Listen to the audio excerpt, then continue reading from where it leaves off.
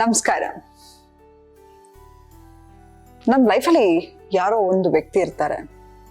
ಅವ್ರು ನಮಗೆ ಮಾಡಿರೋ ಅನ್ಯಾಯವನ್ನ ಇವತ್ತು ನೆನ್ಸ್ಕೊಂಡ್ರೆ ಎಷ್ಟು ಸಿಟ್ಟು ಬರುತ್ತೆ.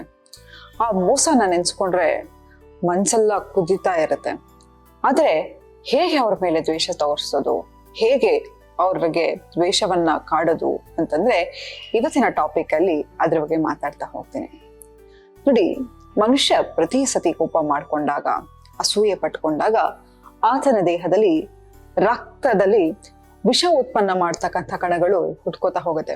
ಹಾಗೆ ಮನುಷ್ಯನಿಗೆ ಯಾವುದು ತುಂಬಾ ಕೆಟ್ಟ ಗುಣಗಳಂತ ಹೇಳಿದ್ರೆ ದ್ವೇಷ, ಅಸೂಯೆ, ಕೋಪ, ಸಿಟ್ಟು ಇದೆಲ್ಲವೂ ಕೂಡ ನೆಗೆಟಿವ್ ಎಮೋಷನ್ ಅಂತ ಕರೀತಾ ಹೋಗ್ತೀವಿ. ಇದೆಲ್ಲವೂ ಕೂಡ ನಮ್ಮನ್ನ, ನಮ್ಮ ವೈಬ್ರೇಷನ್ ಅನ್ನ, ನಮ್ಮ ಆರನ್ನ ತುಂಬಾ ಕುಗ್ಗಿಸ್ತಾ ಹೋಗುತ್ತೆ. ಇದರಿಂದ ನಾವು ತುಂಬಾ ನಕಾರಾತ್ಮಕ ವ್ಯಕ್ತಿ ಆಗ್ಬಿಡ್ತೀವಿ.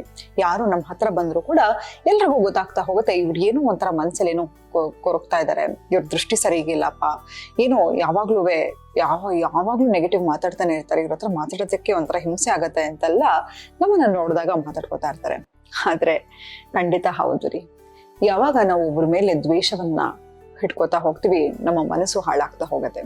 ನೋಡಿ, ಪ್ರಕೃತಿಯ ನಿಯಮವನ್ನ ನೋಡಿ, ನಮ್ಮ ದೇಹ ಹೇಗಿದೆ ಅಂತ ನೋಡಿ, ಯಾವುದನ್ನು ಬೇಕು ಅಂತ ನಾವ್ ಇಟ್ಕೋತೀವಿ ಅಂತ ಹೇಳಿದ್ರು ನಮ್ಮ ದೇಹ ಅದನ್ನ ಇಟ್ಕೊಳ್ಳಿಕ್ಕೆ ಬಿಡಲ್ಲ. ಯಾವುದೇ ಒಂದು ಆಹಾರ ತಿನ್ನಿ, ನನಗೆ ತುಂಬಾ ಇಷ್ಟವಾಗಿರೋ ಆಹಾರಪ್ಪ, ಒಂದು ಇಡೀ ವರ್ಷ ನನ್ನ ದೇಹದಲ್ಲಿ ಇರ್ಬೇಕು ಅಂತ ಹೇಳಿದ್ರೆ ಸಾಧ್ಯನಾ? ಇಲ್ಲ. ನಾಳೆ ಬೆಳಗ್ಗೆ ಆಗೋದಕ್ಕೆ ನಿಮ್ ದೇಹದಿಂದ ಆಚೆ ಹೋಗ್ಬಿಡುತ್ತೆ. ಎಲ್ಲವೂ ಕೂಡ ನಮ್ಮ ದೇಹದಲ್ಲಿ ಬರೋದು ದುರ್ವಾಸನೆ ಇರ್ತಕ್ಕಂಥದ್ದೇ ಅಲ್ವಾ. ನಮ್ಮ ಎಂಜಿಲ್ ಆಗಿರ್ಬೋದು, ನಮ್ಮ ಬೆವರಾಗಿರ್ಬಹುದು, ನಮ್ಮ ಎಕ್ಸ್ಕ್ರೀಟರಿ ಆಗಿರ್ಬೋದು, ಎಲ್ಲವೂ ಕೂಡ ದುರ್ವಾಸನೆ. ಆದ್ರೆ ಒಂದು ಮಾತ್ರ ಒಂದು ಒಳ್ಳೆಯದಾಗಿ ನಮ್ಮ ಬಾಯಿಂದ ಬರ್ತಕ್ಕಂಥ ಮಾತುಗಳು ಅಲ್ವಾ. ಸೊ ಹಾಗಾಗಿ ನಾವು ಆಡ್ತಕ್ಕಂತಹ ಮಾತಿಗೆ ಅದರದೇ ಆದ ತೂಕವಿದೆ, ಅದರದೇ ಆದ ಪಾಸಿಟಿವಿಟಿ ಕೂಡ ಇದೆ. ಯಾಕಂತ ಹೇಳಿದ್ರೆ ನಾವು ಇಷ್ಟೋ ಸತಿ ಹೇಳ್ತೀವಿ, ಸುಮ್ನೆ ಏನೋ ಹೇಳ್ಬೇಡಪ್ಪ, ಎಲ್ಲ ಆಗ್ಬಿಡತ್ತೆ, ಅಸ್ತು ದೇವತೆಗಳು ಅಸ್ತು ಅಸ್ತು ಅಂತ ಇರ್ತಾರೆ. ಹೌದು, ನಿಜ. ಯಾಕಂತ ಹೇಳಿದ್ರೆ ನಮ್ಮ ಬಾಯಲ್ಲಿ ನಾಲ್ಗೆ ಮೇಲೆ ಸರಸ್ವತಿ ಕೂತಿರ್ತಾಳಂತೆ. ಯಾವಾಗ ನಾವ್ ಏನನ್ನ ನೋಡಿದ್ರು ಕೂಡ ಖಂಡಿತವಾಗ್ಲು ಅದನ್ನ ಮ್ಯಾನಿಫೆಸ್ಟ್ ಮಾಡೋ ನಮಗೆ ಆ ಪವರ್ ಇದ್ದೇ ಇರುತ್ತೆ. ಯಾಕಂತ ಹೇಳಿದ್ರೆ ನಮ್ಮ ಸುತ್ತ ಮನಸ್ಸಿಗೆ ಅಷ್ಟು ಪವರ್ ಇದೆ. ಹಾಗಿದ್ರೆ ಇವ್ರಿಗೆಲ್ಲ ಇಷ್ಟೆಲ್ಲ ಮಾಡ್ತಾ ಇದಾರೆ, ಆದ್ರೆ ಅವ್ರ ಕರ್ಮ ಅನ್ನೋದು ಅನುಭವಿಸೋದೇ ಇಲ್ವಾ? ಹೇಗೆ ನಾನು ಇರುವಾಗ್ಲೇ ನೋಡ್ಬೇಕು, ನಾನು ಅವ್ರು ಅನುಭವಿಸೋದನ್ನ, ನನಗೆ ಮಾಡಿದಷ್ಟೇ ಅನ್ಯಾಯ ಅವ್ರಿಗೂ ಕೂಡ ಆಗ್ಬೇಕು ಅಂತ ನಮ್ಗೆಲ್ರಿಗೂ ಅನ್ಸತ್ತೆ. ಇದು ಸರ್ವೇ ಸಾಮಾನ್ಯ. ಆದ್ರೆ ಒಂದ್ ತಿಳ್ಕೊಳ್ರಿ, ನೋಡಿ, ಒಂದು ಒಳ್ಳೆ ವ್ಯಕ್ತಿ ಯಾವಾಗ್ಲೂ ಒಳ್ಳೇದನ್ನ ಯೋಚನೆ ಮಾಡ್ತಾ ಇರ್ತಾನೆ, ಒಳ್ಳೇದನ್ನೇ ಮಾಡ್ತಾ ಇರ್ತಾನೆ, ಆತನಿಗೂ ಕೂಡ ಒಳ್ಳೇದಾಗ್ತಾ ಇರುತ್ತೆ. ಆದ್ರೆ ಅವ್ರು ಈ ತರ ಕೆಟ್ಟದಾಗ ಮಾತಾಡ್ತಿದ್ದಾರೆ, ಕೆಟ್ಟದ್ ಯೋಚನೆ ಮಾಡ್ತಿದ್ದಾರೆ ಅಂತ ಹೇಳಿದ್ರೆ ಅವ್ರ ಮನಸ್ಸು ಎಷ್ಟು ಕೆಟ್ಟದಾಗಿರತ್ತೆ ಅಂತ ನೀವೇ ತಿಳ್ಕೊಳ್ಳಿ. ನಾನು ಯಾವಾಗ್ಲೂ ಹೇಳ್ತಾ ಇರ್ತೀನಿ, ನಮ್ಮ ಪ್ರತಿಯೊಂದು ಸಂಬಂಧ ಕೂಡ ನಮಗೆ ಮಿರರ್ ರಿಲೇಶನ್ಶಿಪ್ ಅಂತ. ಈಗ ನಾನು ಖುಷಿಯಾಗಿದ್ರೆ ಎಲ್ಲರ ಹತ್ರನೂ ನಗ್ತಾ ಮಾತಾಡ್ತಾ ಇರ್ತೀನಿ, ನನ್ನ ಮೂಡ್ ಚೆನ್ನಾಗಿರುತ್ತೆ.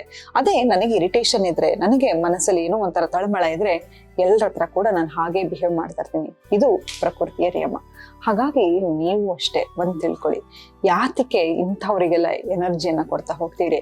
ಯಾಕಂತ ಹೇಳಿದ್ರೆ ನೋಡಿ, ನಿಮ್ಮ ಒಳ್ಳೆತನ ಅವರ ಎನರ್ಜಿ ಜೊತೆ ಸೇರಿದಾಗ್ಲೂ ಕೂಡ ಅವ್ರಿಗೆ ಇನ್ನೂ ಒಳ್ಳೇದೇ ಆಗ್ತಾ ಹೋಗುತ್ತೆ.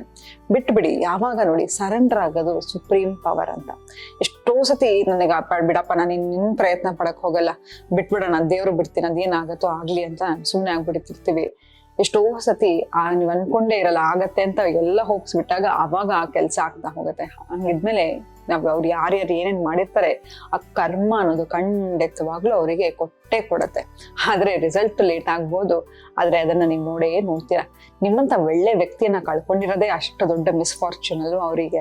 ಮತ್ತೆ ಇನ್ಯಾತಕ್ಕೆ ಆ ದ್ವೇಷ, ಅಸೂಯೆಯನ್ನ ಪಡ್ಲಿಕ್ಕೆ ಹೋಗ್ತೀರಾ? ಎಲ್ಲವನ್ನು ಬಿಟ್ಟು ನಿಮ್ಮ ಮೇಲೆ ಆ ಎಲ್ಲ ಎನರ್ಜಿಯನ್ನ ಹಾಕ್ತಾ ಹೋಗಿ, ನಿಮ್ಮ ಮೇಲೆ ಆ ಎಲ್ಲ ಪರಿಶ್ರಮವನ್ನ ಹಾಕ್ತಾ ಹೋದಾಗ ಎಲ್ಲವೂ ಕೂಡ ಬದಲಾಗ್ತಾ ಹೋಗತ್ತೆ. ಅದ್ ಬಿಟ್ಟು ಅವ್ರು ಏನ್ ಮಾಡ್ತಾ ಇದಾರೆ ಅವ್ರ ಜೀವನದಲ್ಲಿ, ಯಾರ ಜೊತೆ ಇದ್ದಾರೆ, ಎಲ್ಲಿದ್ದಾರೆ, ಅವರಿಗೆ ಕೆಲ್ಸ ಹೋಯ್ತಾ ಅಥವಾ ಇದಾಯ್ತಾ ಅಂತ ಹೇಳಿ ಸಣ್ಣ ವಿಷಯಕ್ಕೆ ಖುಷಿ ಪಡಕ್ ಹೋಗ್ಬೇಡಿ. ನೋಡಿ, ನೀವ್ ಕೊಡೋ ಶಿಕ್ಷೆ ತುಂಬಾ ಚಿಕ್ಕದು, ಅಲ್ಲಿದನಲ್ಲ ಅವ್ನ್ ಕೊಡೋ ಶಿಕ್ಷೆ ಇದೆಯಲ್ಲ, ಅದ್ ಯಾರು ಕೊಡ್ಲಿಕ್ಕೆ ಸಾಧ್ಯ ಇಲ್ಲ. ಅವ್ನ್ ಹೇಗ್ ಕೊಡ್ತಾನಪ್ಪ ಅಂತ ಹೇಳಿದ್ರೆ ಅವನ ಟೈಮ್ ಬಂದಾಗ ಕೊಡ್ತಾ ಹೋಗ್ತಾನೆ ಹೊರತು ನಮಗ್ ಬೇಕಾದ ಅರ್ಜೆಂಟ್ ಸಿಗಲ್ಲ. ಹಾಗಾಗಿ ನೀವ್ ಅದನ್ನ ಕ್ಲೋಸ್ ಆಗಿ ಫಾಲೋ ಮಾಡಕ್ ಹೋಗ್ಬೇಡಿ, ಬಿಟ್ಬಿಡಿ. ಅವ್ರ ಕರ್ಮ ಅವ್ರಿಗೆ ಅನುಭವಿಸ್ತಾರೆ. ಒಂದ್ಸತಿ ಒಬ್ಬ ದೋಣಿಯಲ್ಲಿ ಒಬ್ಬ ಹೋಗ್ತಾ ಇರ್ತಾನೆ. ಇದಕ್ಕಿದ್ದ ಹಾಗೆ ಲೋ ಒಂದ್ ಕಡೆ ಹೋಗ್ತಾ ಇರ್ಬೇಕಾದ್ರೆ ಇದಕ್ಕಿದ್ದಂಗೆ ಒಂದು ದೋಣಿ ಹಿಂದೆಯಿಂದ ಬಂದು ಗುದ್ದತಂತೆ. ಎಷ್ಟು ಸಿಟ್ಟು ಮಾಡ್ಕೊಂಡು ತಿರುಗಿ ನೋಡ್ತಾನಂತೆ. ಯಾವನು ಇವನು ಹಿಂಗೆ ಅಂತ ಹೇಳ್ಕೊಂಡು ಬೈಕೊಂಡು ತಿರುಗಿ ನೋಡಿದಾಗ ಆ ದೋಣಿಲಿ ಯಾರು ಇರಲ್ಲಂತೆ. ತಕ್ಷಣ ಅವನ ಕೋಪ ಎಷ್ಟು ಮೇಲೆ ಇರುತ್ತೋ ಎಲ್ಲವೂ ಕೂಡ ಕಡಿಮೆ ಆಗೋಗುತ್ತೆ. ಯಾಕೆ ಹೇಗಾಯ್ತು? ಎಷ್ಟೋ ಸತಿ ನೋಡಿ, ನಮ್ಮ ಜೀವನದಲ್ಲಿ ಅದಾಗ್ಬೇಕು ಅಂತ ಇದ್ದೇ ಇರುತ್ತೆ, ಅದಾಗೆ ಆಗತ್ತೆ.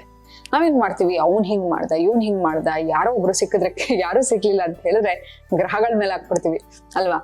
ನನಗೆ ಈಗ 7:30 ಇದೆ, ನನಗೆ ರಾಹು ದಶೆ ನಡೀತಾ ಇದೆ, ಕೇತು ಮುಕ್ತಿ ನಡೀತಾ ಇದೆ, ಹೀಗೆ ಏನನ್ನಾದ್ರೂ ಹೇಳ್ತಾನೆ ಇರ್ತೀವಿ ಅಲ್ವಾ. ಸೊ ಹಿಂಗೆ ನಾವ್ ಯಾರ ಮೇಲಾದ್ರೂ ಒಂದು ಬ್ಲೇಮ್ ಹಾಕ್ತಾನೆ ಇರ್ತೀವಿ. ನಮ್ಮ ಮನಸ್ಸು ಆಲೋಚನೆ ಮಾಡ್ಲಿಕ್ಕೆ ಏನಾದ್ರೂ ಒಂದು ಕಾರಣ ಹುಡುಕ್ತಾನೆ ಇರುತ್ತೆ. ಅದೇ ಯಾರು ಬ್ಲೇಮ್ ಮಾಡ್ಕೊಳಕಿಲ್ಲ ಅಂತ ಹೇಳಿದ್ರೆ ಏನ್ ಮಾಡ್ತೀವಿ, ಅಯ್ಯೋ ನನ್ ಹಣೆ ಬರನೇ ಇಷ್ಟಪ್ಪ, ಬಿಡು ಮುಂದೆ ಜೀವನ ನಡ್ಸ್ಕೊಂಡು ಹೋಗೋಣ ಅಂತ ಹೇಳಿ ಹೋಗ್ತಾ ಇರ್ತೀವಿ. ಹೀಗೆ ಇದನ್ನ ನಾವು ಪ್ರಾಕ್ಟೀಸ್ ಮಾಡ್ತಾ ಹೋಗೋಣ. Letting go is beautiful. ಯಾವತ್ತೂ ತಿಳ್ಕೊಳ್ಳಿ, ಯಾವುದು ಹೋಗುತ್ತೋ ನಮ್ಮ ಜೀವನದಲ್ಲಿ ಹೊಸ ಸೈಕಲ್ ಶುರು ಆಗ್ಬೇಕಂತ ಹೇಳಿದ್ರೆ ಹೊಸದ್ ಬರ್ಲೇಬೇಕು. ಹಾಗಾಗಿ ಇದನ್ನೆಲ್ಲ ಕಾಯ್ತಾ ಕೂತ್ಕೊಳ್ಳಕ್ ಹೋಗ್ಬೇಡಿ. ದ್ವೇಷ, ಅಸೂಯೆ, ಹೊಟ್ಟೆ ಕಿಚ್ಚೆಲ್ಲ ಸಣ್ಣ ವ್ಯಕ್ತಿಗಳಿಗೆ. ನಿಮ್ಮಂತ ದೊಡ್ಡ ವ್ಯಕ್ತಿ ಇರೋರಿಗೆ ಇದು ಯಾವುದು ಮುಖ್ಯ ಅಲ್ಲ. ಸೆಲ್ಫ್ ಗ್ರೋತ್, ಸೆಲ್ಫ್ ಇಂಪಾರ್ಟೆನ್ಸ್, ನೀವು ನಿಜವಾಗ್ಲೂ ಗ್ಲೋ ಆಗಿ, ಅದು ನಿಜವಾಗ್ಲೂ ನೀವು ಯಾವಾಗ ಬೆಳೀತಾ ಹೋಗ್ತೀರಾ ಅದು ನಿಜವಾದ ರಿವೆಂಜ್. ಇಂಥ ಸಣ್ಣ ಸಣ್ಣ ರಿವೆಂಜ್ ನೆಲ್ಲ ತೀರ್ಸ್ಕೊಳಕ್ ಹೋಗ್ಬಿಡಿ ಅಂತ ಹೇಳ್ತಾ ಇವತ್ತಿನ ಸಂಚಿಕೆಯನ್ನ ನಾನು ಮುಕ್ತಾಯಗೊಳಿಸ್ತಿದ್ದೀನಿ. ಧನ್ಯವಾದಗಳು.